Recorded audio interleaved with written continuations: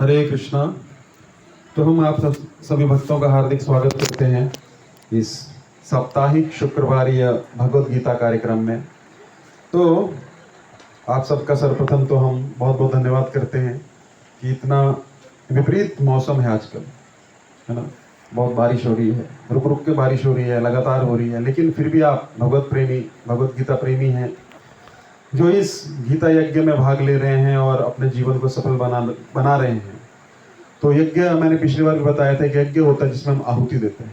इसमें भी हम आहुति दे रहे हैं, लेकिन किसकी? अपने समय की, अपनी बुद्धि की, है ना। तो ये भी एक यज्ञ है। यज्ञ कई प्रकार का होता है, चौथे अध्याय में हम समझेंगे। भगवान वहाँ पे कई यज्ञों का वर्णन करेंगे। तो अभी हम कहाँ पे हैं? दूसरे अध्याय में हैं। 20वां श्लोक तक हो गया था ना। वासांस जीर्णानि यथा विहाय अन्यानि संयाति, यही था ना, यहाँ तक हुआ था। हाँ, कोई भगवत गीता नहीं लाए? एक ही है, अच्छा। तो जिसके पास है वो शेयर करिए, है ना, ग्रुप जैसा बैठ जाइए। हाँ, वासांस जीर्णानि यथा विहाय। तो अभी क्या हो रहा है? भगवत गीता का दूसरा अध्याय प्रारंभ है जिसका नाम है गीता का सार। यही है ना। तो गीता का सार है। गीता का सार का अर्थ क्या हुआ? इसमें पूरी गीता का सार दिया है। क्या हुआ? अर्जुन को भगवान को प्रेरित करना था। इतना समय भगवान ने सोचा नहीं था मैं पूरी भगवत गीता दूंगा, है ना। फटाफट करते हैं ना, इसे बोलते हैं पेप टॉक। पेप टॉक का मतलब होता है कि हम किसी व्यक्ति को उत्साहित करना चाहते हैं तो हम क्या करते हैं, उसको पूरा फिलॉसफी नहीं समझाते, फटाफट कुछ पॉइंट बोलते हैं। तो हालांकि भगवान की इच्छा थी, क्या इच्छा थी कि भगवत गीता देंगे, लेकिन उन्होंने क्या किया? पूरा भगवत गीता एक ही चैप्टर में दे दिया। और कौन सा है? दूसरा अध्याय। इसलिए गीता का सार कहा गया, क्योंकि यहाँ पे दिया गया तो क्या हुआ? फिर प्रश्न हुए, और प्रश्न होंगे तभी तो कोई चीज आगे बढ़ेगी ना। जब प्रश्न नहीं होंगे तो क्या होगा? 10 मिनट में क्लास खत्म। जब तक कोई जिज्ञासा नहीं होगी तो कोई भी चीज इस संसार में नहीं होगी। कि होगी, है ना। जैसे रोड बना, तो रोड तो कच्चा भी बन सकता है, लेकिन जिज्ञासा हुई, रोड जो है ऐसा प्रॉब्लम आ रहा है, इसमें खड्डा हो गया, तो अभी क्या कर सकते हैं? जिज्ञासा हुई। अच्छा, कुछ ना कुछ कई तरीके निकलते हैं ना, मॉडिफिकेशन होती है कि नहीं। जैसे एक स्मार्टफोन है, पहले कैसा था? एक सिंपल सा फोन होता था, फिर जिज्ञासा हुई, अगर इसके अंदर हम पिक्चर भी देख सके, फोटो देख सके तो अच्छा, फिर फोटो वाला डाल दिया। अच्छा, कितना अच्छा अगर वीडियो भी आ सके तो वीडियो भी डाल दिया। कितना अच्छा कैमरे का क्वालिटी और बढ़ा दें, फिर कैमरे का क्वालिटी बढ़ा दिया।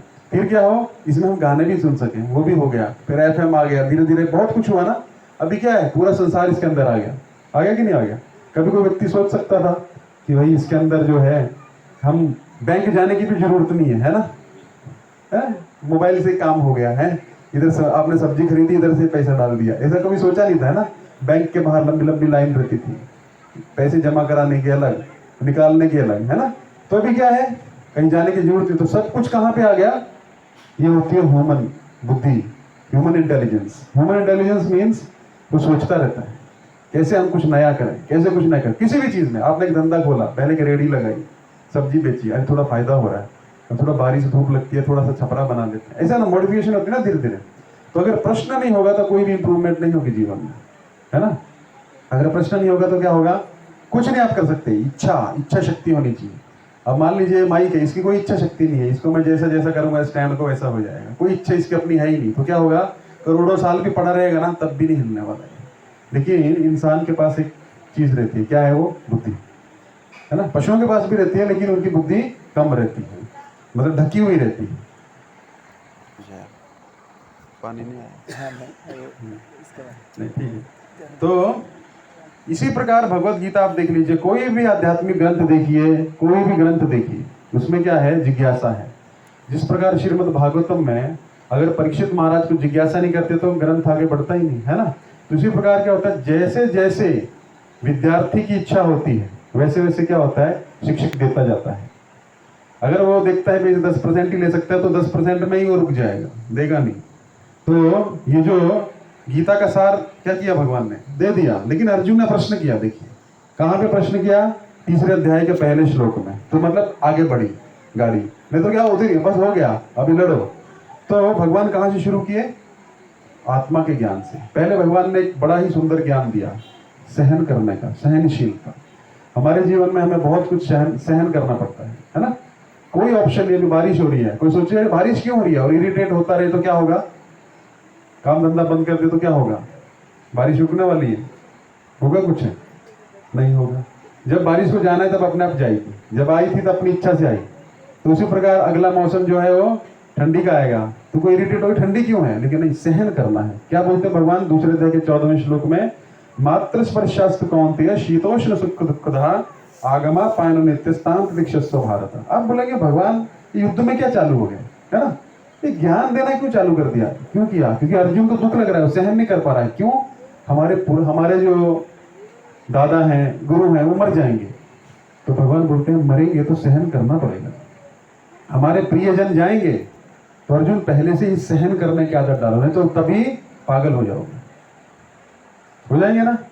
कोई अचानक चला गया, हम अपनी धुन में रहते हैं। आज हम जा रहे थे सुबह में एक जगह पे, तो एक ऐसा एक्सीडेंट हुआ इधर कि आप देख के उसका गाड़ी का टायर का भी कोई पता नहीं किधर गया, पीछे से पता नहीं क्या हुआ, समझ में नहीं आया। गाड़ी का पिछला तो कुछ है ही नहीं और टायर भी पता नहीं कहाँ है गाड़ी की। तो व्यक्ति सुबह निकला होगा तो सोच के निकला होगा क्या कि आज मेरा अंतिम दिन है। तो बड़ा दुख होता है। अगर हम ज्ञान प्राप्त नहीं करेंगे तो क्या होगा, बहुत दुख होगा। कब दुख होगा? जब सब कुछ छोड़ना पड़ेगा। क्योंकि व्यक्ति क्या करता है, किससे आशा करेगा? आपको बीमारी होगी तो आप क्या करेंगे, घर पे फोन करेंगे ना, अपनी पत्नी को, पति को, भाई को, बहन को, अपने प्रियजनों, संबंधियों को, स्वजनों को ही बताएंगे। लेकिन मान लीजिए उनमें से एक स्वजन आप गायब हो गया, है ही नहीं, उसका रोज 5 बजे फोन आता था लेकिन फोन आया नहीं, इसका मतलब क्या हुआ, स्वजन नहीं है अभी। तो आपको सहन करना पड़ेगा। अब कितना भी रो पीटो, कुछ भी करो, कितना भी, लेकिन क्या होगा, व्यक्ति आने वाला है, नहीं आने वाला है। इसलिए भगवान बोलते हैं अर्जुन सहन करने की आदत डालो, थोड़ा थोड़ा सहन करो, थोड़ा थोड़ा सहन करोगे तो बाद में बड़ा सहन कर पाओगे, क्योंकि सहन तो करना पड़ेगा। तो इसी प्रकार का इरिटेट मत हो। इरिटेट हो जाता है ना जो व्यक्ति, वो बनते काम को भी बिगाड़ देता है ना।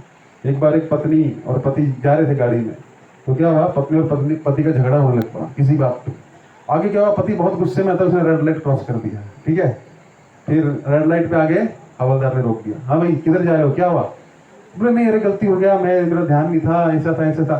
तो उसकी पत्नी जो थी वो क्या बोलती, अरे ऐसे ही, आपको पता नहीं इसके पीछे भी दो 3 रेड लाइट जंप करके आए, है ना। ऐसे हर बार मैं तुमको समझाती हूँ कि ऐसा मत करो, लेकिन ऐसा करते हैं। लेकिन वो हवलदार जो उसको देख रहा है, उसको देख रहा है, तो क्या बोलता है, उसका फाइन कर दिया। तो क्या होता है, व्यक्ति जब इरिटेट हो जाता है तो ये नहीं देखता कि मेरा नुकसान हो रहा है कि फायदा हो रहा है। अब मुझे क्या है, वो इरिटेट हो गया, नेगेटिविटी।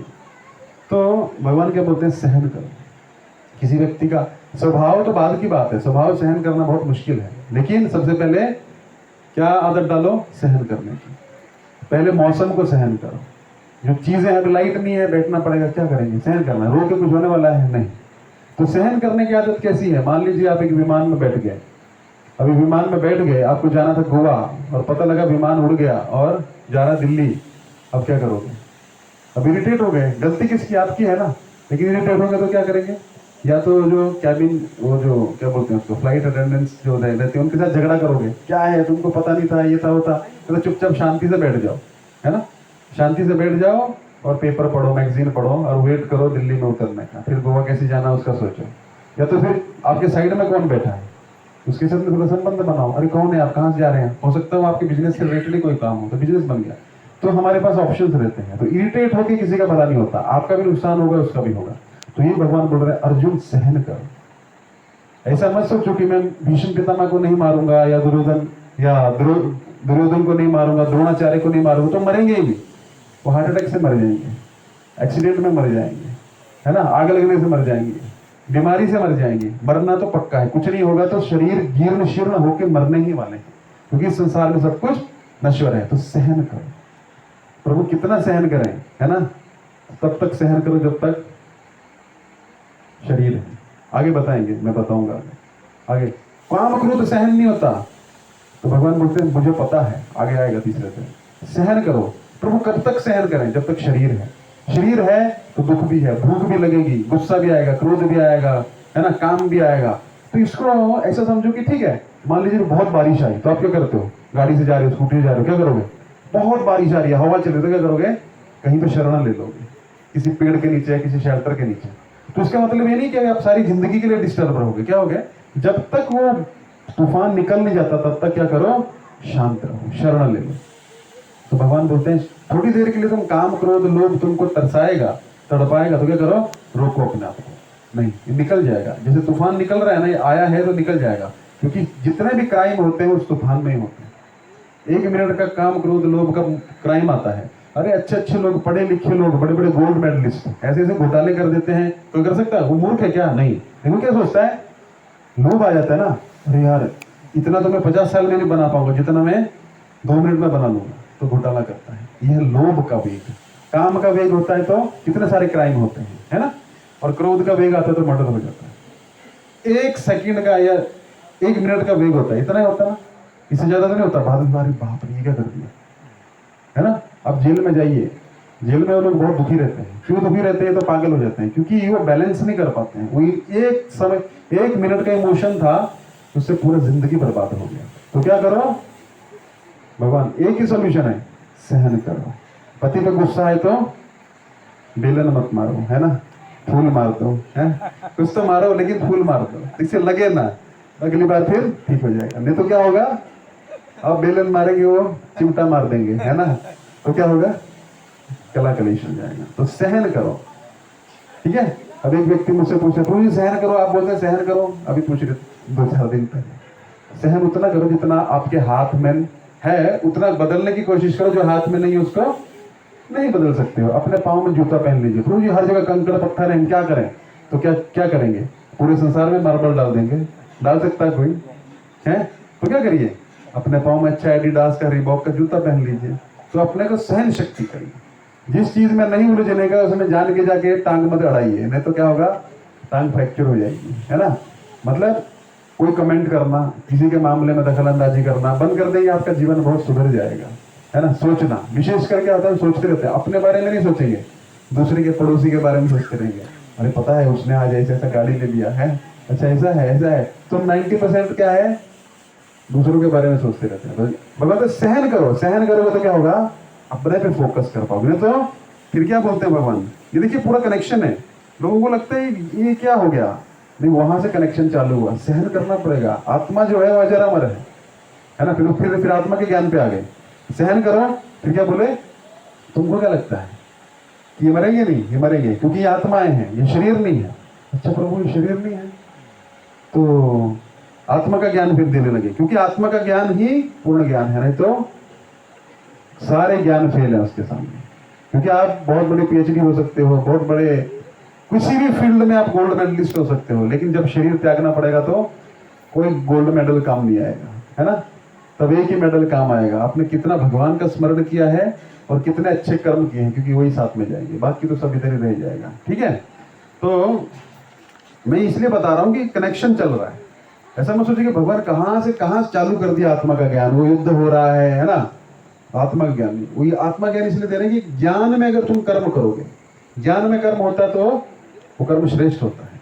अभी देखिए प्रभु जी क्या है, इलेक्ट्रिसिटी का काम करते हैं, लेकिन उनको नॉलेज है। ऐसा नहीं कि कहीं पे भी कोई तार जोड़ देंगे, है ना, तो उनको नॉलेज है, तो क्या होगा, धमाका नहीं होगा। नहीं तो क्या होगा, धमाका हो जाएगा। ज्ञान का वैल्यू है ना। एक बार एक व्यक्ति था, उसकी गाड़ी खराब हो गई तो मैकेनिक के पास गया। मैकेनिक घड़ गाड़ी कर रही है। मैकेनिक को बोला देखो हमारी नई गाड़ी थी, खराब हो गई, क्या करें? तो मैकेनिक बोलता अच्छा, स्टार्ट किया तो घड़ आवाज आ रही।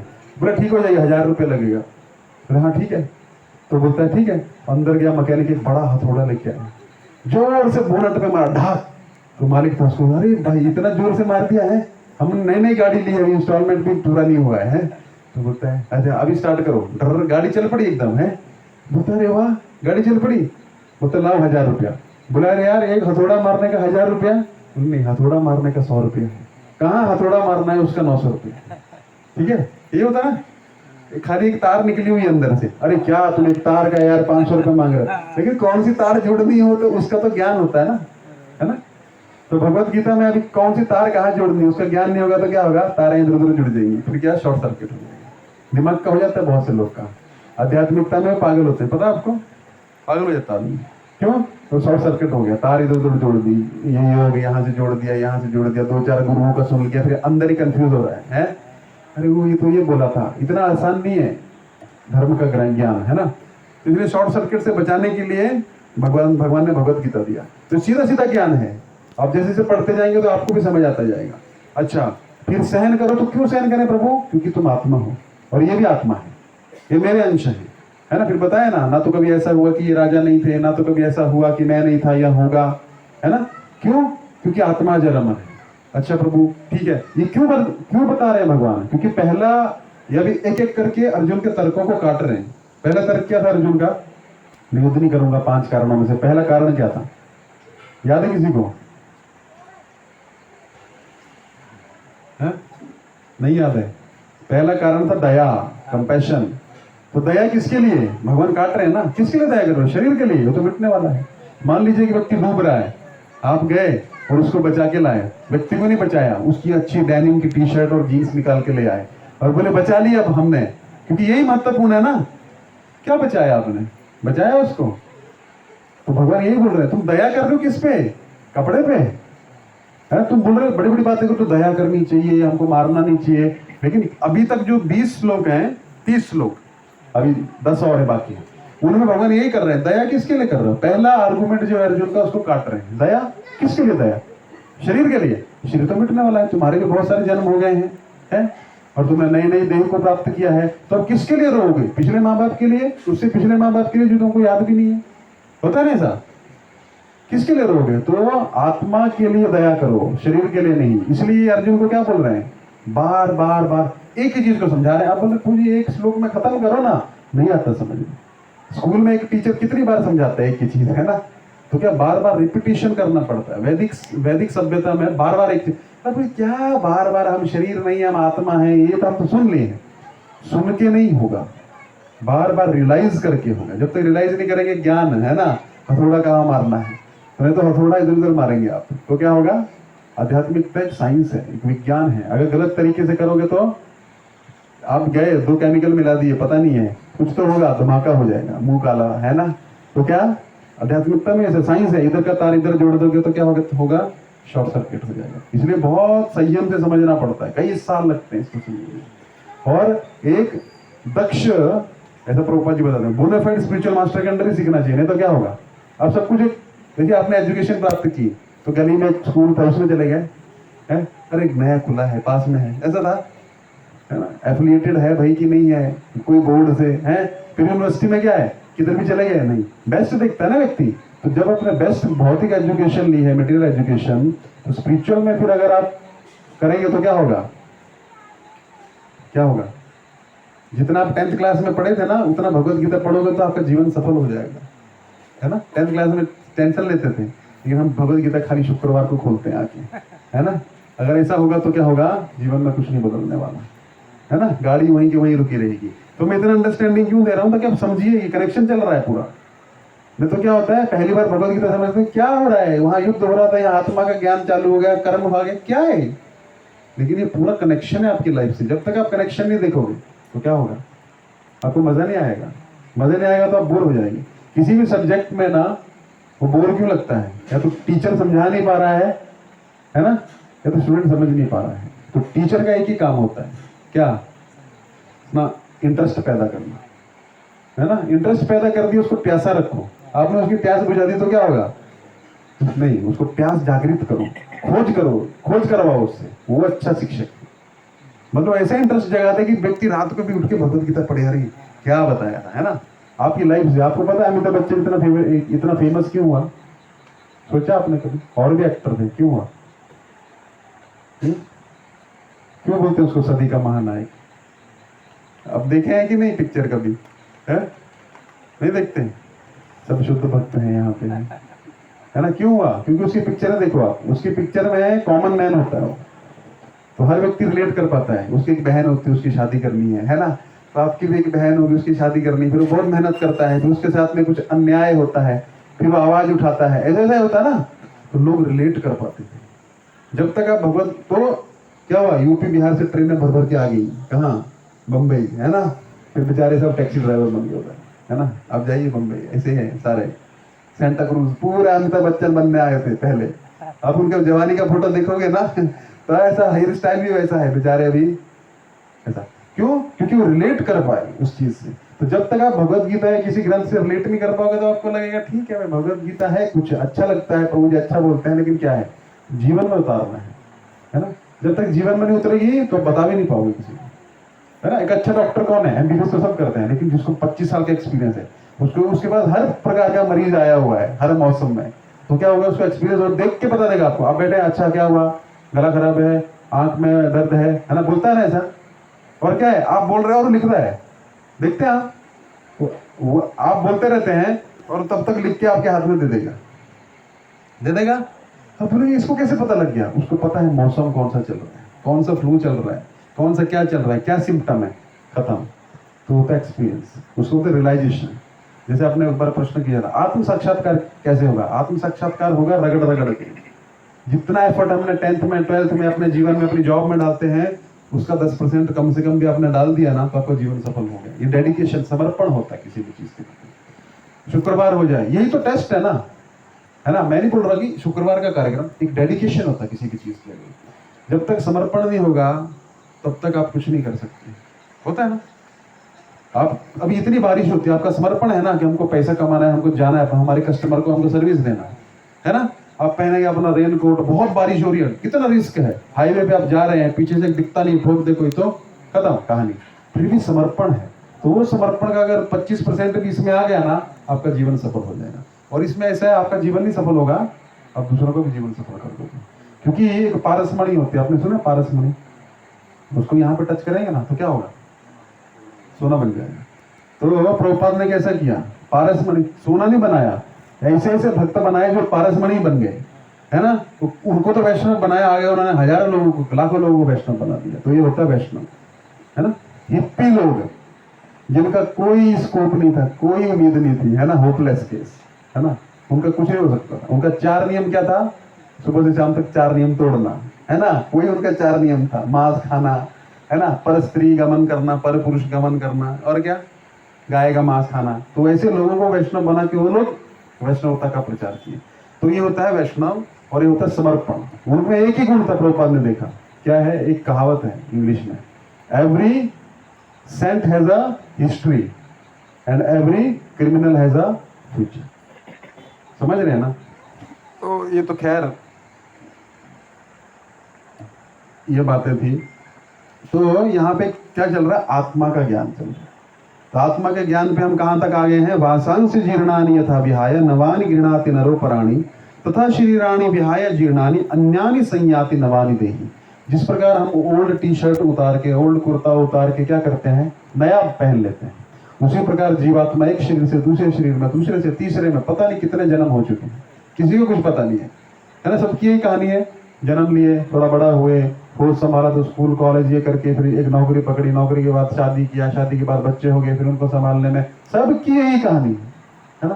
प्रहलाद महाराज बोलते हैं गन्ना है ना, उसको चबा लिया है पूरा जूस। आप गन्ने का जूस पीते हैं, 2-4 बार वो निकालता है, फिर कुछ नहीं निकलता, उसको उठा के फेंक देता है। लेकिन अगर वो व्यक्ति रोज उसको ही निकालता रहे तो क्या कुछ जूस निकलने वाला है? तो हमें हमारी कहानी, हम रोज सोचते हैं अभी उस जन्म में हमने कुछ नहीं किया, इस जन्म में हम जूस निकालेंगे, इस निचोड़े हुए गन्ने से कुछ जूस नहीं निकलने वाला। च्यूइंग द च्यूड, उसको बोलते हैं च्यूइंग द च्यूड, चबाए हुए को चबाना। च्युइंगम होता है ना, देखा आपने, उसमें पहले तो रस निकलता है, बाद में कुछ नहीं निकलता, उसमें मुंह थक जाता है ना, होता है ना, वही है।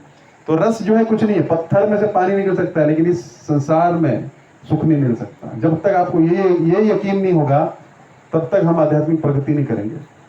प्रभुपाद के गुरुदेव श्रील भक्ति सिद्धांत सरस्वती ठाकुर एक कथा बताते थे कि व्यक्ति 50 साल भक्ति करता है लेकिन कुछ फर्क नहीं पड़ता। क्यों? एक बार एक कश्ती थी, कश्ती समझते हैं, बड़ी बोट थी, तो गंगा नदी से इस पार से उस पार जाना था, बारात जा रही थी, है। तो रात को बारात चली, बैठ गए, है ना, बारात खा पी के अभी उनको नींद आ गई, सब सो गए। पूरी रात कश्ती चलती रही, वो जो नावी को चलाता रहा चप्पू, है ना। सुबह देखिए उधर की उधर ही है। बोले अरे पूरी रात नाव चली, मतलब मैं जो थक गया भाई चला चला के, इधर की इधर क्यों है? तो उसने क्या किया था, आप दमनवासी जानते हैं, लंगर होता है, लंगर, है ना, खाने वाला लंगर नहीं, है ना, लंगर जो समझते हैं, एंकर, वो खोलने भूल गया था, है ना। तो क्या हुआ, कश्ती हिली ही नहीं आगे। तो क्या हुआ, हमारा लंगर लगा हुआ है घर में, है ना, परिवार में, ये वो, लेकिन वो लंगर निकलता नहीं, हरे कृष्णा कृष्णा कृष्णा कृष्णा हरे हरे नाम। लेकिन हम भगवान को सहन करो, सहन करने की आदत डालो, नहीं तो क्या होगा, बाद में बहुत डिस्टर्ब हो जाएंगे। तो लंगर लगा हुआ है, जब चल रहा है, भगवत गीता ध्यान चल रहा है, लेकिन कश्ती उधर की उधर ही रुकी हुई है।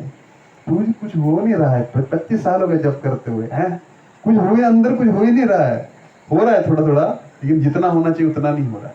क्योंकि तो 25 साल में आदमी बहुत का बहुत आगे निकल जाता है, अगर अच्छे से करे कोई भी। इसमें कोई योग्यता की बात नहीं है। हिप्पी लोग निकल गए, बड़े बड़े है ना, गुरु गुरु हो गए, वो हजारों हजारों शिष्य उनके, तो हम नहीं हो सकते हैं क्या? हम भी हो सकते हैं, सबके लिए होप है। तो चलिए आगे करते हैं। अभी भगवान क्या बोलते हैं, आइए 23वां श्लोक।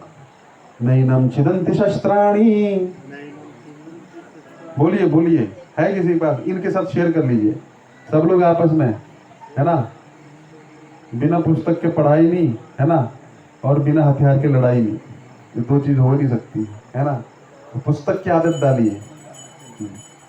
नैनम छिदन्ति शस्त्राणि, नैनम दहति पावकः,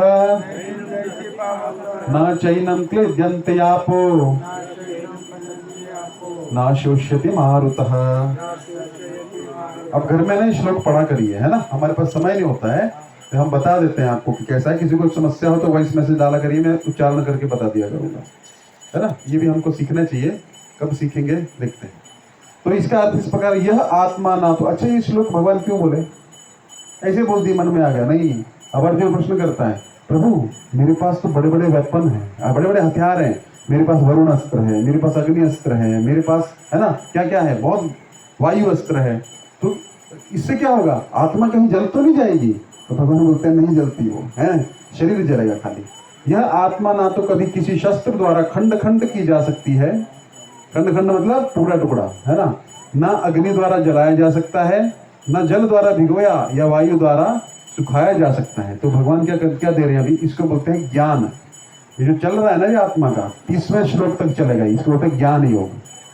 फिर 30वें से कर्म योग शुरू करेंगे 38वें तक, ठीक है। अभी कर्म योग में टाइम है, वहां पे भी गेयर चेंज करेंगे, है ना, वहां पे भी समझाऊंगा। ट्रांजिशन बोलते हैं इसको, एक श्लोक से पूरा का पूरा गेयर चेंज कर देंगे वो, ठीक है। वहां पे समझाऊंगा क्यों कर रहे हैं, 30वें में समझाऊंगा, ठीक है। अभी ज्ञान चल रहा है। तो अर्जुन बोलता है कि हमारे पास तो बड़े बड़े अस्त्र हैं, तो कहीं जल तो नहीं जाएगी भीष्म पितामह आत्मा? बोले नहीं, आत्मा को ना तो कोई जला सकता है, न खंड खंड टुकड़े भी नहीं कर सकता। हमने आत्मा का माप देखा था, कितना था? देखा था किसी ने जाके घर में बाल काट के? हैं? देखा आपने? देखा काट के? हैं? नहीं काट सकते ना? हाँ, 10,000 देखने का, है ना। तो 10,000वां भाग जो है हम काट नहीं सकते हैं, तो उसको खंड खंड कैसे करेगा कोई अस्त्र शस्त्र, है ना। तो क्या है, नहीं कर सकते अर्जुन। इसका मतलब समझ गए? चलिए आगे। अच्छेद्योयम अधह्योयम अक्लेद्य अशोष्य एव च नित्यः सर्वगतः स्थाणुर अचलोयम सनातनः। अच्छा, अछेद्यो, इसमें छेद भी नहीं हो सकता है, न टूटने वाला। अयम, यह। अदह्य, अदह्य मतलब न जलाया जा सकता। अब बोले प्रभु जी तो पिछले श्लोक में समझा दिया, फिर से रिपीट करते हैं, अच्छी तरह समझो। एक देखिए, अच्छा टीचर पता कौन सा होता है? वो एक चीज को छोड़ता ही नहीं है, बार बार बार भेजे में मतलब घुस जाए अच्छे से, है ना। फिर क्या होता है, आपको वैसे सिखाया रहेगा ना, 25 साल बाद भी आपके दिमाग में रहती है वो चीज। क्यों? उसको अच्छे से वो एकदम ग्राइंड कर करके पीस के आपके दिमाग में डाल देगा, है ना। तो भगवान भी ऐसा कर रहे हैं, हालांकि टाइम नहीं है, लेकिन फिर भी एक श्लोक को 2 बार बोल दिया। क्या बोला? अच्छेद्योयम अदह्यो अयम। अयम का अर्थ होता है यह, तो इसमें ये टूट भी नहीं सकता, अदह्यो, और ये जलाया भी नहीं जा सकता, दहन भी नहीं हो सकता। और क्या है? अक्लेद्य, अघुलनशील, पानी में सॉल्यूबल भी नहीं है, जैसे पानी में मिला दिया प्रभु जी मिलकर खत्म हो गया, नहीं होगा, या इसका अस्तित्व अलग ही रहता है। अक्लेद्योयम अशोष्य एव च, इसको सुखा भी नहीं सकते हैं, है ना। शोष्य का मतलब क्या होता है? सुखाना। अशोष्य, इसको सुखा भी नहीं। तुम अगर मान लो वायु अस्त्र छोड़ोगे तो वायु से बड़ी बड़ी चीजें सूख जाती हैं, लेकिन आत्मा नहीं सूखेगा। नित्य सर्वगतः स्थाणुर, और ये सर्वव्यापी है। तो मुझे सर्वव्यापी मतलब मैं सर्वव्यापी हूं? नहीं। अब देखिए, आप आजकल देखिए, सर्वव्यापी देखना हो जीवात्मा, कहां कहां से क्या क्या निकल रहा है ना। इतनी जीवात्मा है, मैं एक बार पहले भी आपको बता रहा था। आप इधर खोदेंगे ना, पूरी जिंदगी गिनते रहेंगे, वो भी नहीं गिन पाएंगे कितनी है। सोचिए, इसे कितनी बड़ी पृथ्वी है ना, भूलोक है, ऐसे 14 लोक हैं, पता नहीं कितने जीव जंतु हैं एक ब्रह्मांड के अंदर। आप इधर खोदते जाइए, निकलते ही जाएंगे, निकलते हैं, और भगवान को सबका पता है ये कीड़ा पिछले जन्म में कौन था, है ना, है ना। तो एक बार क्या हुआ, भगवान कृष्ण जो थे द्वारिका में थे, तो भगवान ब्रश कर रहे थे, है ना, ठीक है, ब्रश समझते ना, कॉलगेट वाला नहीं, ऐसे दातुन, है ना। दातुन करते करते रुक्मणी जी पास में थे, भगवान हंसने लग पड़े, ऐसे हंसे। तो रुक्मणी जी पूछती, प्रभु क्या हो, क्यों हंसे? बोले नहीं ऐसे ही। बोले नहीं, आपका कुछ तो कारण है कि आप हंसे। तो एक कीड़ा जा रहा था छोटा सा ऐसा, ठीक है। तो भगवान बोलते देखो ये कीड़ा जो है ना, अभी कीड़ी के पीछे भाग रहा है ना, तो मैं इसलिए हंस रहा हूँ। तो बोले इसमें क्या बड़ी बात है? बोला ये आपको पता है, ये पिछले जन्म में इंद्र था, है ना, इंद्र स्वर्ग का राजा था, तो वहां पे भोग करता था, वहां पे गिर के अभी कीड़ा बन रहा है, और कीड़ा बन के वही भोग अभी कीड़े में ढूंढ रहा है। तो ये क्या है, इसलिए मैं हंसा कि संसार में जो है ऐसा लगता है आपको कि अगर मैं 5 स्टार में खाऊंगा तो मैं बहुत अच्छा होगा। आप सूखी रोटी खाइए नमक के साथ में, और पेट भर गया आपका, और फिर 5 स्टार का खाना कोई लेके आए तो आप खाएंगे उसको, है ना, थोड़ा स्वाद के लिए खा लेंगे, लेकिन मान लीजिए यहाँ तक भर गया तो आप बोलेंगे अभी नहीं खा सकता। तो आपको तृप्ति जो आती है वो कैसी आती है? आप सोने के पात्र में खाइए, लोहे के पात्र में खाइए, स्वाद बदलेगा? स्वाद वही रहेगा, खाली वो बॉडी चेंज हो रही है ना। तो क्या हुआ, ये जो आत्मा है ये नित्य सर्वगतः हर जगह है। आप कहीं भी खुदाई करिए, आप सोचेगा कि यहाँ कुछ नहीं निकलेगा, अरे इतने निकलेंगे आप समझ नहीं सकते, है ना। यहाँ पे खोदना चालू कर, गिनिए, आप गिन ही नहीं पाओगे। तो उस भगवान को लेकिन सबका पास्ट प्रेजेंट फ्यूचर पता है। अब सोचिए, है ना, हम लोग भक्ति करना चालू करते हैं, हम सोचते हैं बहुत महान भक्त हैं, भगवान को पता है हम पिछले जन्म में क्या करते थे, है ना। भगवान लेकिन ऐसा बोलते नहीं हो, मुझे पता है तुम क्या करते थे पिछले जन्म, अभी बड़े साधु संत बन के तिलक लगा के घूमते हो, है ना। ऐसा कुछ नहीं भगवान, लेकिन दोष नहीं देखते भगवान। क्या देखते हैं? अच्छा चीज देखते हैं। थोड़ा सा भी स्पार्क होगा ना, प्रभुपाद जी थोड़ा सा भी किसी में अच्छा गुण देखते थे उसको हवा देते थे, फिर आग बना के उसको जला देते थे, तो भगवान की सेवा में लग जाए, है ना। तो भगवान क्या बोलते हैं, नित्य सर्वत स्थान अचलो अयम सनातन। और आत्मा क्या है? अचल है। अचल मतलब प्रभु जी हम तो जाते अपनी स्कूटी पे, हम तो अचल नहीं, हम तो चलते हैं, है ना। वो अचल का अर्थ क्या है? आत्मा आध्यात्मिक है। आत्मा ऐसे नहीं कि भौतिक संग के द्वारा वो भौतिकवादी हो जाएगी। आत्मा भगवान का अंश है। तो ऐसे नहीं कि करोड़ों अरबों जन्मों से हम लोग भौतिक संसार में पड़े हैं, तो अभी आत्मा को भौतिकता का रंग लग चुका है, तो वो अभी आध्यात्मिक हो ही नहीं सकता। नहीं, ऐसा वर्णन आता है, कोई भी व्यक्ति अगर एक बार भी भगवान का नाम, क्या, हरे कृष्णा कृष्णा कृष्णा हरे हरे, हरे राम राम राम हरे हरे, निरपराध होकर ले ले, उसी समय भगवत धाम चला जाएगा। लेकिन हम क्या करते हैं? अपराध भी करते हैं, है ना। तो अपराध होते हैं, कुछ पाप होते हैं हमसे, तो उसके कारण क्या होता है? हम तो थोड़ी कोई पाप नहीं करते, शुद्ध शाकाहारी। होटल में भी जाते तो जैन फूड ऑर्डर करते हैं हम लोग, है ना, एकदम शुद्ध है। अच्छा, आप इतना स्कूटी चला के आए, पता नहीं कितने मार दिए आपने बीच में, है, मर गए, गाड़ी से कितने मार दिए, पानी उबाल के पी रहे हो, उसमें जीव जंतु नहीं है। तो व्यक्ति 18वें अध्याय भगवान बोलते हैं, इस संसार में कोई भी कर्म जो है, जैसे आग के साथ धुआं रहता है, पाप के बिना हो ही नहीं सकता। कोई भक्त ऐसा बोल नहीं सकता मुझे मैं बिल्कुल पाप नहीं करता। आप सब्जी काट के खा रहे हो, वो आपने, है ना, मैंने एक बार एग्जांपल भी दिया था, कहाँ से शुरू होता है खेल? खेत में से ना, खेत में हल चला, कितना मरा उसमें, है, फिर वहां से उसने इंसेक्टिसाइड, पेस्टिसाइड, फर्टिलाइजर, पता क्या क्या डाला, उसमें कितना मरा, फिर उसके बाद उसको काटा, है ना, उसमें कितना मरा, वहां से ट्रक चला यूपी से कहीं से भी, ट्रक के नीचे कितने मर गए आदमी को छोड़ के, है ना। फिर यहाँ आया, फिर डी मार्ट में आ गया पैकेट, आशीर्वाद आता, फिर क्या हुआ? प्रभु जी शुद्ध शाकाहारी, हम कितने महान हैं, अभी कितने मरे हैं, उसका कौन खाएगा? जो खाने वाला है, भगवान बोलते हैं। लास्ट में फल किसका है? लेकिन भगवान को ऑफर नहीं करोगे तो क्या होगा? हाँ, तो लोग क्या समझते हैं हम कोई पाप नहीं करते, ऐसा हो ही नहीं सकता, भगवान बोलते हैं, है ना। कोई व्यक्ति बोले मैं प्रभु जी कोई कर्म नहीं करता हूँ, तो कर्म का अर्थ क्या है? मैं जॉब नहीं करता हूँ, क्या जॉब ही कर्म है? आप जो नित्य कर्म करते हैं, चलते हैं, फिरते हैं, खाते हैं, पीते हैं, भिक्षा मांगते हैं, उसका कर्म नहीं होता क्या? हर चीज का कर्म है। तो इसलिए भगवान बोलते हैं, अभी तीसरे अध्याय में आएगा, कोई भी अर्जुन कर्म किए बिना रह ही नहीं सकता है। कोई ऐसा लग रहा ना, मैं कोई कर्म नहीं करता, इधर बैठा हूँ, जो भिक्षा मांग रहे हो, भिक्षा तो मांगनी ही पड़ेगी, जब फल खा रहे हो, वो जो भी है वो कर्म तो है, उसमें भी कीड़ा होता है। कर्म के बिना कोई नहीं सकता, खाली भक्ति ही आपको कर्म के बंधन से मुक्त कर सकती है। कर्म तो वही रहेगा। प्रभु जी वो तो प्रभु जी भी अपनी बाइक से जाते हैं, है ना, मैं भी जाता हूँ, वो जब करते हैं, हम में और उनमें क्या फर्क है? नहीं, देखिए एक ताला है, ताले की चाबी एक ही होती है ना, खोलने और बंद करने की, क्या अलग अलग होती है? खोलने की अलग, बंद करने की नहीं। तो कर्म जो है जब भगवान की सेवा में नहीं लगता तो बंधन का कारण है, और जब ऐसे घुमाओगे भगवान की सेवा में है तो क्या है? मुक्ति का कारण है। अभी देखिए एक सैनिक है, वो बॉर्डर पे गया, उसने 50 दुश्मन के सैनिक मार डाले हैं, तो उसको क्या मिलेगा? परमवीर चक्र मिलता है। लेकिन अपने गांव में आया, 10 आदमी मार डाले तो क्या मिलेगा? है, उस वहां पे भी मारा था, वहां पुरस्कार मिला था, यहाँ क्या मिलेगा? जेल मिलेगी, पुलिस आएगी लेके जाएगी। क्यों? जी वहां पे भी मारा, यहाँ पे कर्म तो बराबर ही है, वहां पे भी 47 से मार दिए 50, यहाँ पे भी चला दिए, कितना बहादुरी का काम किया है ना। लेकिन फर्क क्या है?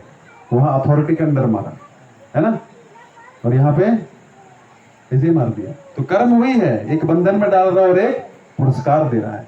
तो घर बार वही रहेगा, पत्नी भी वही रहेगी, है ना, बच्चे भी वही रहेंगे, खाली देखने का नजरिया चेंज करना है। भक्ति मतलब कुछ नहीं बदलना है, जो चल रहा है वो चलिए, चलाते रहिए, जो हो रहा है होने दीजिए, भगवान को जोड़ना है, भगवान सब बदल देंगे। ठीक है, भगवान का नाम लेना है। अच्छा, तो सर्वगतः स्थाणुर का मतलब समझ गए? हर जगह है ये, है ना, हर जगह है। अब आग में भी बैक्टीरिया होता है, पता है आपको? आग में भी ऐसा, हम सोचते हैं हम इतना स्टरलाइज कर देंगे किसी चीज को कि बैक्टीरिया, आग के अंदर भी बैक्टीरिया होता है। सूर्य पे आप जाएंगे ना, वहां पे भी सूर्य लोग हैं, हमको लगता है मर जाएंगे। हमारा शरीर जो है पृथ्वी तत्व है, आपको पता है। देवताओं में वायु तत्व ज्यादा रहता है। देवता का लक्षण क्या रहता है? वो कभी भी धरती को टच नहीं करते, ऐसा ऊपर रहेंगे, आएंगे भी ना धरती पे, क्योंकि हमको निकृष्ट समझते हैं। अरे क्या, आप स्लम एरिया में जाते हो तो आप क्या करोगे? स्लम एरिया में अरे बहुत बास आ रही है ना, वो लोग ऐसे हमसे घृणा करते हैं, है ना, क्योंकि वो क्या है, निकृष्ट लोग हैं एकदम, और ऊपर से कलयुग के तो और ज्यादा, तो लोग टच नहीं करते, उनमें वायु तत्व ज्यादा रहता है, और हम में पृथ्वी तत्व ज्यादा रहता है, इसलिए मछली में जल तत्व ज्यादा रहते हैं, इसलिए जल में रहती है। तो तत्वों के अनुसार देह होती है। तो सूर्य लोक में कैसे रह सकते हैं? हम अपना बुद्धि लगा रहे हैं, क्योंकि हमको लगता है अरे हम नहीं रह सकते तो वो भी रह सकते। उनका देह जो है अग्नि का होता है, उसमें अग्नि तत्व ज्यादा होता है, इसलिए वहां पे भी लोग हैं। चंद्रमा में जल तत्व के लोग होते हैं, चंद्रमा शीतल है। अब समझ रहे हैं क्या हो रहा है? शरीर का जैसे जैसे बनावट रहेगा, जितने जितने तत्व आगे पीछे रहेंगे वैसा शरीर हो जाता है। अमेरिका वालों का शरीर लगा, प्रभु जी 4 लाख प्रकार के मनुष्य बताए हैं, कहाँ पे हैं? 4 लाख प्रकार के हैं, अलग अलग होता है ना। गुजरातियों में भी वैरायटी आती है, बिहारियों में भी वैरायटी होती है कि नहीं होती? आप देख के बता रहे अच्छा ये वो गाँव का, इसका भाषा में ऐसा है ना। अफ्रीकन लोग को आप देख के पता लगा लोगे, अरे निग्रो है ना। अमेरिकन का पता लगा लोगे, रशियन का पता लगा, वो वैरायटी है 4 लाख प्रकार की जो है। ऐसा नहीं कि 4 लाख कहाँ है, 4 लाख प्रकार का मनुष्य होता है ना 84 लाख में, तो सब वैरायटी है। अच्छा, तो सब जगह जीवात्माएं हैं, सब जगह है कि नहीं। यहाँ से आपके बहुत सारी जीवात्माएं हैं, है ना, अब घूम रही हैं। तो ये सारी क्या है? स्थाणुर अचलो वयम। और क्या है ये? अपरिवर्तनीय है। अपरिवर्तनीय का मतलब होता है इनमें परिवर्तन नहीं होता। आत्मा जो है वो यही है, आत्मा को कर्म नहीं लगता, आत्मा वही है, लेकिन शरीर बदलने के कारण क्या हो रहा है? उसमें अपरिवर्तनशील है, लेकिन आत्मा अविकारी, उसमें विकार नहीं होता, कम ज्यादा नहीं होती। आत्मा जैसी थी वैसे ही रहती है, ढक गई है, अचल है। अयम आत्मा सनातन, सदैव एक सा रहता है। यह आत्मा खंडित तथा अघुलनशील है, इसे ना तो जलाया जा सकता है न ही सुखाया जा सकता है। यह शाश्वत, सर्वव्यापी, अविकारी, स्थिर तथा सदैव एक सा रहने वाला है। अच्छा, फटाफट अब ज्ञान आप बोर हो रहे होंगे, क्या चल रहा है तब से? आत्मा आत्मा है, अव्यक्तो है। अच्छा मेरे पीछे बोलिए, अव्यक्तोयम अचिंत्योयम अविकार्योयम उच्यते तस्मादेवं विदित्वेनं नानुशोचितुम अर्हसि। यह आत्मा अव्यक्त है। अव्यक्त मतलब इनविजिबल है, दिखती आत्मा है फिर भी है कि नहीं है, चल रही है, इतने बड़े शरीर को चला रही है। लेकिन वो आत्मा जब छोड़ देती है तो क्या होता है? शरीर उधर ही है, तो ऐसा लगता नहीं कुछ कम हो गया, वही शरीर है लेकिन चलता नहीं है शरीर। अव्यक्त है। व्यक्त मतलब इनविजिबल का मतलब ये नहीं कि है ही नहीं, हम नहीं देख सकते अपनी आंखों से, है ना। अब इस दीवार के परे मुझे दिखता नहीं तो उसका मतलब नहीं कि इसके परे संसार ही नहीं है, अव्यक्त है, हम नहीं देख सकते हैं। तो आत्मा जो है अव्यक्तोयम अचिंत्योयम, और कोई सोचे ना, बुद्धि का प्रयोग कर करके सोचे तो अचिंत्य, सोच भी नहीं सकता कोई, इनकंसीवेबल। उसको क्या, जिस चीज को देखा ही नहीं है उसको कैसे चिंतन करेगा? अचिंत्योयम अविकार्योयम उच्यते। अभी अविकारी पीछे भी बोला था, है ना, बोला था ना। तो अविकारी है, इसमें कभी भी विकार नहीं आता है, ठीक है। लेकिन पिछले श्लोक में भी अविकारी शब्द उन्होंने प्रयोग किया है, अपरिवर्तनीय, स्थाणु होगा, है ना। फिर से अविकार्यो, बार बार भगवान रिपीट कर रहे हैं।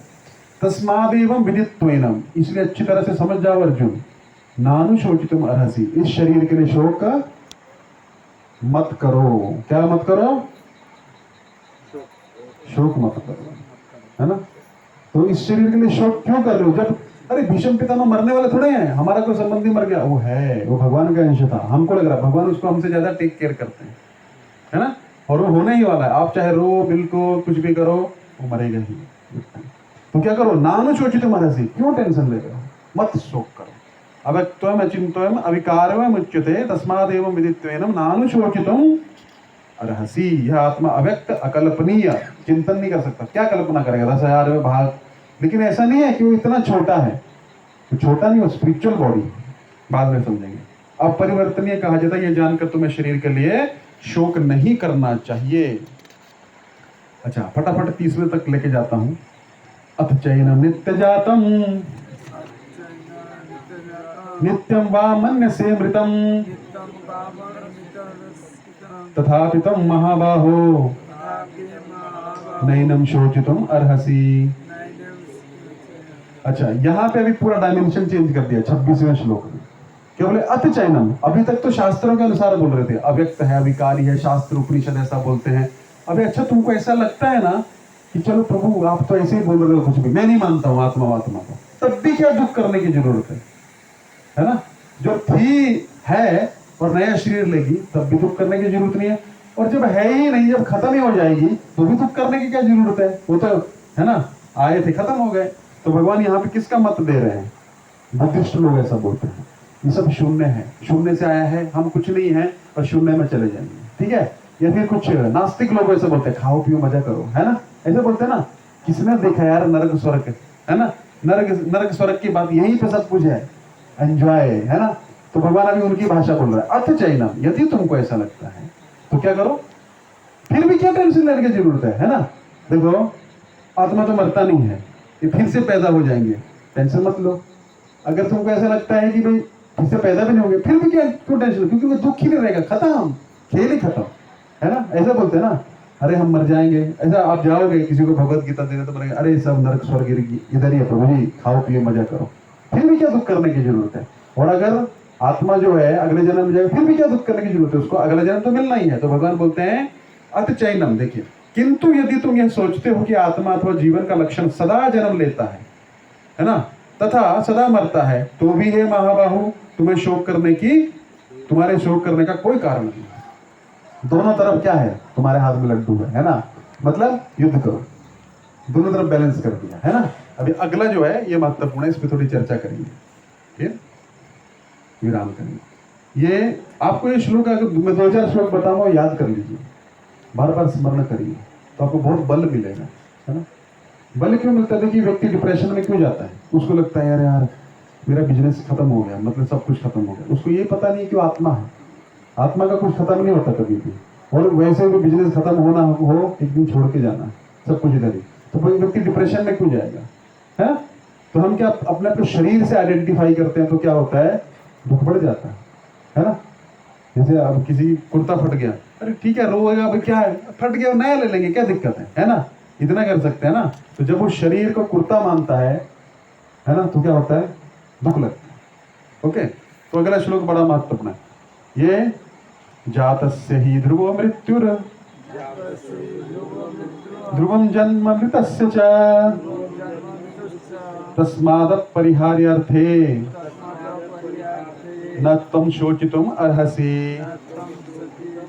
अभी देखिए, न तुम शोचितुम अर्हसि कितनी बार आ रहा है? तीसरी बार रिपीट हो गया लगातार। कहां से? 25वां, 26वां, 27वां, तीनों में देखिए लास्ट शब्द यही है। क्यों शोक कर रहे हो, क्यों शोक कर रहे हो, क्यों शोक कर रहे हो? इतना समझा रहे हैं भगवान। तो ये बड़ा महत्वपूर्ण श्लोक है। क्या है? जिसने जन्म लिया उसकी मृत्यु उसी दिन निश्चित होगी, और मृत्यु के पश्चात पुनर्जन्म भी निश्चित है। पिछले श्लोक में उड़ा दिया, लेकिन फिर भी भगवान स्थापित कर रहे हैं। मेरा मत क्या है? फिर से जन्म होता है, मृत्यु के बाद फिर से जन्म। ये भगवान का मत है। पिछले में तो बोला ना कि तुम नहीं भी मानते हो तब भी चलो ठीक है, जाने दो, लेकिन भगवान क्या बोलते हैं? जन्म होता है। तो जिसने जन्म लिया है उसकी मृत्यु निश्चित है, और मृत्यु के पश्चात पुनर्जन्म भी निश्चित है। अतः अपने अपरिहार्य कर्तव्य पालन में तुम्हें शोक नहीं करना चाहिए। कर्तव्य पालन तीसरे श्लोक से बताऊंगा मैं कि कर्तव्य पालन क्यों महत्वपूर्ण है। अरे ठीक है प्रभु जी, ज्ञान हो गया ना, चलो माला उठा निकल जाओ, लेकिन नहीं होगा तब भी। आत्म साक्षात्कार तब तक नहीं होगा जब तक कर्म नहीं करोगे, सेवा नहीं करोगे। सेवा मतलब उसके बिना हो ही नहीं सकता है। ज्ञान होगा प्रभु जी हम आत्मा आत्मा आत्मा आत्मा, उस बोलने से कुछ नहीं होगा। आपने गाड़ी सीखा, लर्निंग यूट्यूब पे सीख लिया और बैठे सीट पे, चलेगी? नहीं चलेगी। होता है ऐसा? चलाओ, नहीं चलेगी। हमको सारा ज्ञान है, क्लच कहाँ पे है, गियर कहाँ पे है, ये है, चलेगी? नहीं चलेगी। हम स्कूटी भी यूट्यूब पे सीख लेते हैं, लेकिन चलाओगे तो रोड पे हाथ पैर काम पे है। उसी प्रकार जब तक ज्ञान तब तक काम नहीं करेगा जब तक कर्म में नहीं आएगा। इसलिए कर्म बहुत महत्वपूर्ण है। इसलिए क्या बोलते हैं? कर्म करो। भगवान देखो अर्जुन को कितना आगे डांटेंगे तीसरे अध्याय में। कर्म, अर्जुन शरीर भी कर्म के बिना नहीं चलेगा, और तुम जब तो करने बैठ जाओगे, खाना भी तो है, अपने वो तो दे देंगे, लेकिन उसमें अगर तुम अच्छे से करोगे, क्योंकि प्यूरिफिकेशन नहीं होगा, वो तो जबरदस्ती जब करना होगा। कोई भी चीज जो है जबरदस्ती, अभी ऐसा ना सोचे कि जबरदस्ती करना पड़ता है, लेकिन एक लिमिट में कर सकते हैं, उससे ज्यादा नहीं। तो 64 प्रभु जी मैं भी महात्मा बन जाऊंगा, नहीं होगा। थोड़े दिन करोगे फिर छोड़ के भाग जाओगे। एक प्रभुपाद के शिष्य थे, तो प्रभुपाद को बोलते हैं स्वामी जी अमेरिका में अभी मैं वृंदावन में जाके ना केवल भजन करूंगा, है ना। प्रभुपाद जी बोले तुम बहुत यंग हो, अभी टिका नहीं पाओगे, थोड़े दिन सेवा करो, बाद में जब तुम्हारा मन लगने लगेगा ना, 16 माला 25 होगा, फिर 32 पे आओ, 64 पे आओ, फिर धीरे धीरे 108 भी होगा, है ना। नहीं स्वामी जी मुझे अंदर से आवाज आ रही है, मुझे जाना चाहिए गुरु जी, है ना। प्रभुपाद जी बोले देखो नहीं हो पाएगा। नहीं गुरु जी पक्का करूंगा, राधा कुंड के वहां पे मैं अपनी कुटिया बनाऊंगा, फिर सुबह से शाम तक सिर्फ जप करूंगा, है ना। बोले ठीक है चले जाओ। वो गया, बेचारा परेशान हो गया थोड़े दिन में। थोड़े दिन तो इतना जप किया, है ना, नामाचार हरिदास ठाकुर बन गया।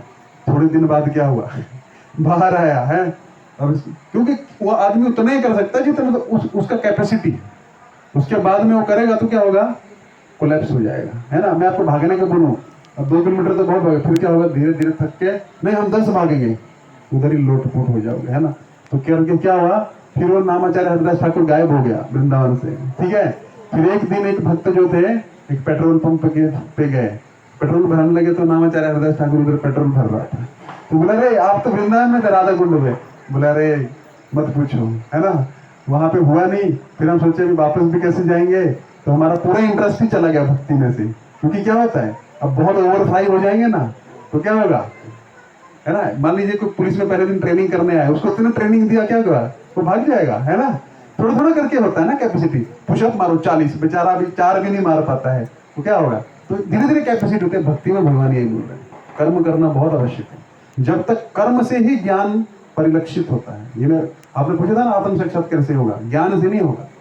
खाली यूट्यूब पे या ऐसा आया ज्ञान लेके, उसको सेवा में उतारना पड़ेगा, समर्पण में लाना पड़ेगा, अपने आप रियलाइज हो जाएगा। तो क्या बोल रहे हैं भगवान, कर्तव्य पालन में तुम्हें शोक नहीं करना चाहिए। भगवान वहां पे अर्जुन का स्थिति था, चलो ये तो बंद करो 64 माला जप कल से, ठीक है। क्योंकि नर नारायण ऋषि है, वो कर चुके हैं पहले बद्रिकाश्रम में, करते ही थे ना।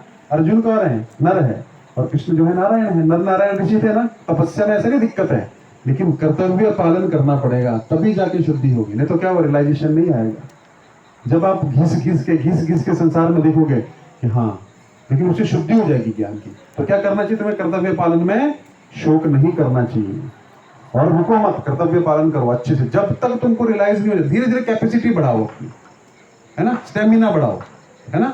ओलंपिक का जो रेस होता है उसको पता है व्यक्ति कितने साल प्रैक्टिस करता है ना, करता है ना। तो 4 साल जो होता है ना, 4 साल के बाद ओलंपिक होता है ना, यही सोचता है। तो अब बोले अभी तो बहुत टाइम है यार, 6 महीने के बाद शुरू करूंगा, ऐसा नहीं है, रोज प्रैक्टिस करता है। किसके लिए, रेस कितनी देर की होती है, कितनी देर की होती है, 100 मीटर 10 सेकंड में खत्म हो जाती है, कितनी होती है ना। वो 4 साल अभ्यास करता है सिर्फ 10 सेकंड के लिए, आप सोचो, है ना। तो क्या कर्तव्य पालन, तो 4 साल जो है वो सिर्फ यही 10 सेकंड मुझे भागना है 4 साल के बाद, उसके लिए इतना अभ्यास लगता है। तो हमारा मृत्यु के समय भगवान याद आ गए तो ठीक है, नहीं तो फिर से चांस मिलेगा, है ना।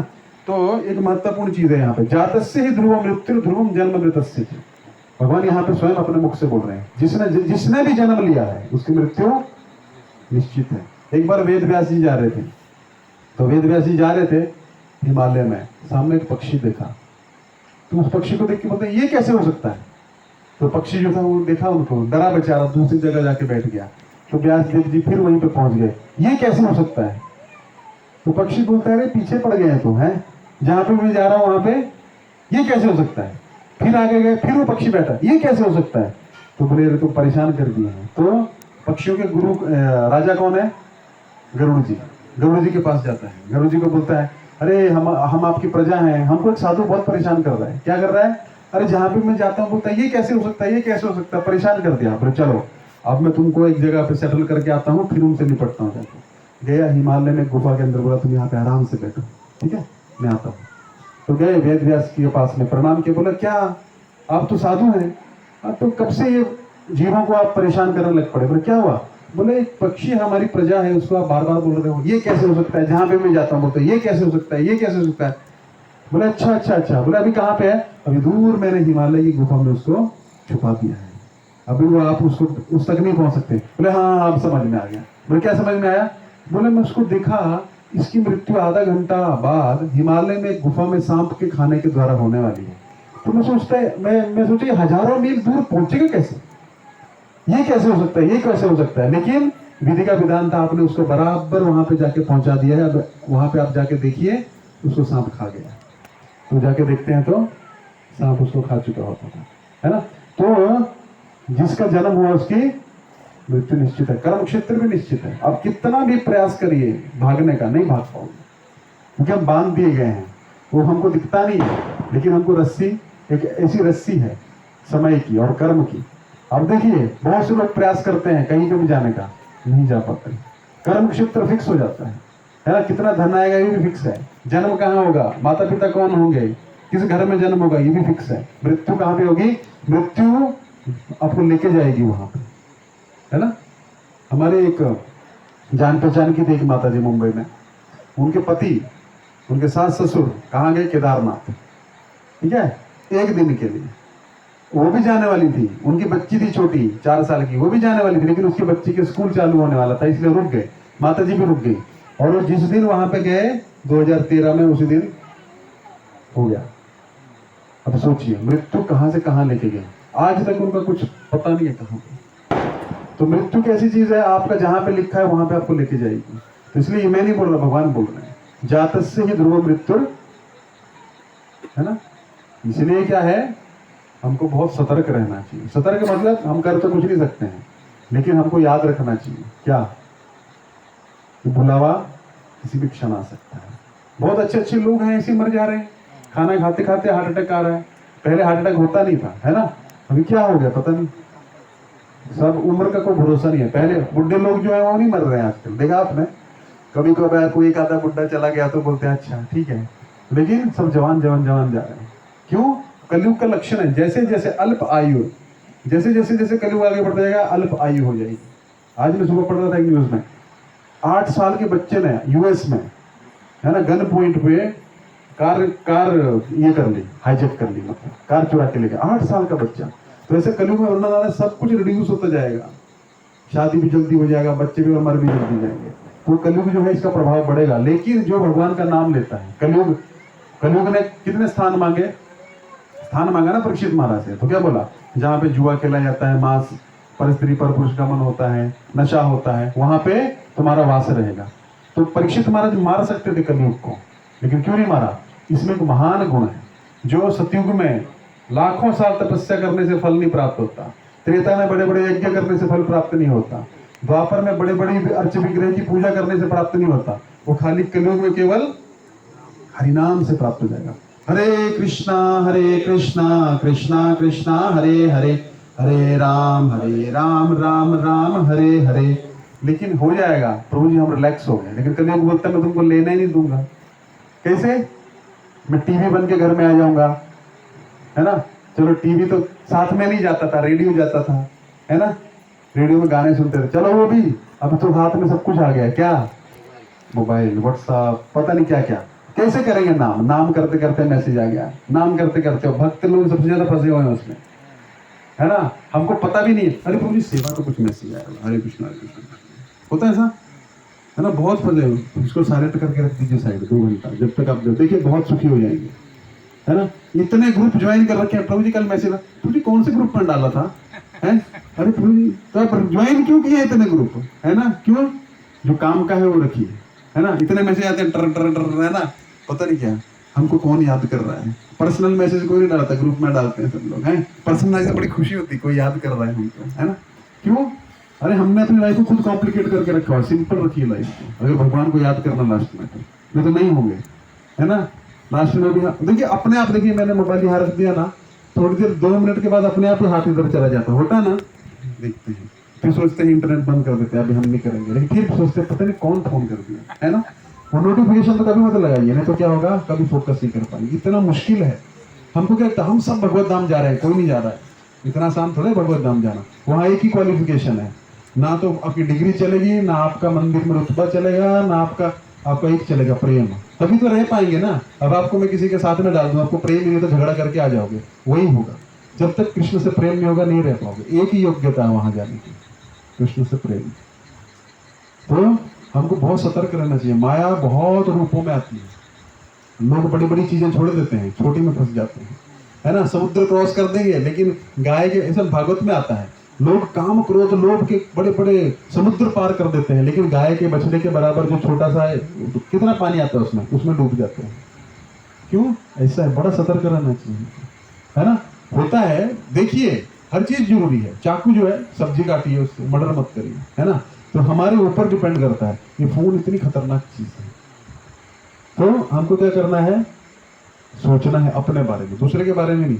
मैं क्या कर रहा हूँ, मैं भी 1 हफ्ते में कितना प्रगति किया, 1 हफ्ता खत्म हो गया, देखिए शुक्रवार को कथा हुआ था, 1 हफ्ता हमारी जिंदगी का खत्म हो गया। तो इसलिए हमको बहुत विचारशील होना है, क्योंकि विचारशील होंगे तभी प्रगतिशील होंगे, नहीं तो क्या होगा, हम सोचते रहेंगे, लंगर लगा के किस्ती चल रही है, लेकिन है उधर की उधर ही, है ना। तो हमको बहुत विचारशील होना चाहिए। और अभी अब अगर किसी का कुछ प्रश्न है, तो विचारशील हुआ है तो कोई प्रश्न है तो पूछिए। हरे कृष्ण।